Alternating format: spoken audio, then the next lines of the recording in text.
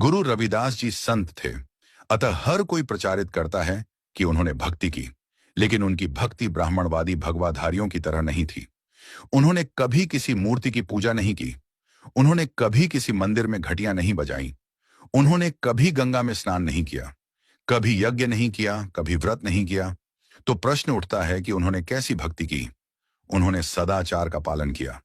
अनेक लेखक उनकी भक्ति को सगुण निर्गुण के शब्द जाल में उलझाते हैं, लेकिन सच्चाई यही है कि उन्होंने कभी भी किसी भगवान की पूजा नहीं की। उनके अनुसार भगवान तो आदमी के अंदर बसता है, सो बाहर वाले भगवान की पूजा की ही नहीं जा सकती, चाहे वह सगुण हो या निर्गुण हो।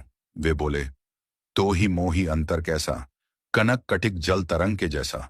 अर्थात मेरे और भगवान में कोई अंतर नहीं है, जैसे सोने और जेवर में तथा पानी और उसकी लहरों में कोई अंतर नहीं होता, वैसे ही भगवान और इंसान हैं।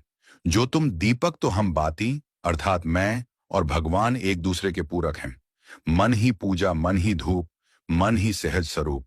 पूजा अर्चना न जानू तेरी, कह रैदास या गति मोरी।